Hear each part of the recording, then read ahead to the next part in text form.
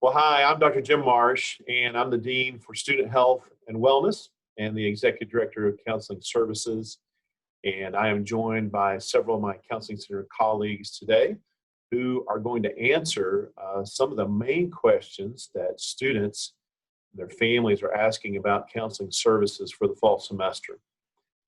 Before we jump into those questions, I would like to have each staff member briefly introduce themselves. Hi, I'm Dr. Brooke Hill-Allen, and I serve as the Assistant Director for Community and Diversity Programs here within the Baylor Counseling Center. Hi, I'm Taryn Yocklin. I'm the Associate Director of our Clinical Operations. Hello, my name is Jessica Radden, and I'm one of the Senior Staff Clinicians here. My name is Ed Rogers, and I am the Assistant Director of Training at the Baylor University Counseling Center. Hi, my name is Tanisha Ward, and I'm the Administrative Manager for Counseling Services. Hi there, my name is Stephen Case, and I am a postdoctoral psychology fellow at the Counseling Center. So with our first question, this is going to be for Dr. Brooke Hill-Allen, and that is, what services are being offered by the Baylor University Counseling Center for the fall semester? And maybe, Brooke, you can tell us a little bit about what's going to be different. So for this fall, we will continue to offer our free confidential services to all of our students.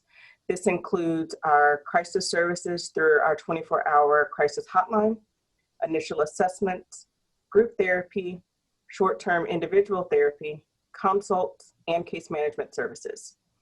All of the Counseling Center services will be over the phone or by a video for the fall.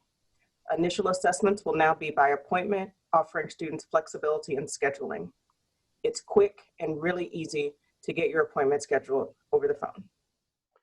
Our next question is, what can students expect for an initial assessment for an individual session? And that's going to be, I believe, Taryn, you might be the best one to answer that one. Jim, that's a great question. So initial assessments will be conducted over the phone, but you can also do it by video if you prefer. Now, short-term individual sessions are typically over video, but phone is also an option. Some students would benefit from long-term individual therapy. While we do not provide long-term therapy, we will support students and help them get connected to the best treatment fit. Our highly trained clinicians with years of experience can provide assessments, consults to connect you to the right level of care. Our third question is for Ed Rogers. So Ed, remote therapy, over the phone and video chat, seems to be more and more common. Maybe you can tell us what are some of the benefits of this setup? So actually, Jim, students have often requested these options in the past, usually to accommodate their busy schedules. Some other benefits of video and phone therapy might be that you can receive care straight from the comfort of your own home. It also may help to reduce some barriers that students might have with in-person sessions. I mean, even just simple things like having to commute and come to their physical location for their appointment, or finding on-campus parking, or just not feeling like walking across campus, especially maybe a day that it's raining. A last thing too is that teletherapy, there've been a lot of studies that have shown that it's just as effective as in-person therapy. And it's actually become a preferred form of therapy for many people, even before our current situation. Okay, our next question, I believe Jessica Radden would be the best one for this. Is the telebehavioral health service that you're offering, is it offered with all of the Counseling Center therapists? So that's a really good question. All Baylor Counseling Center therapists are providing video and phone therapy and have actually all received training and certification in providing telehealth.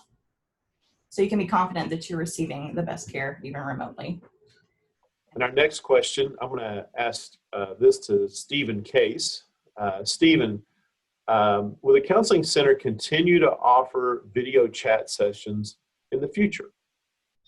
The positive responses to our phone and video options, as well as the ability to provide services to students located off campus, has led the Counseling Center to offer these options long-term.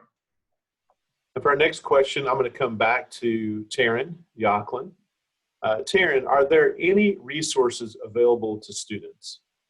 The Counseling Center is continually looking at different and creative ways to serve our students. Please refer to our webpage and social media on Facebook and Instagram for the most updated resources. And then for our last question, Tanisha Ward, I believe this one's for you. How can students make an appointment for any of the services, or how can they get some more information? So to answer your question, students can always give us a call and visit our website for additional resources.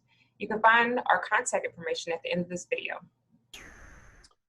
Thank you for taking the time to listen to our panel today and hear about some of the key questions and issues that students and families have about the Counseling Center. We are looking forward to seeing all of you in the fall. Again, if you have any questions about our services, please don't hesitate to call the Counseling Center at 254-710-2467. Thank you.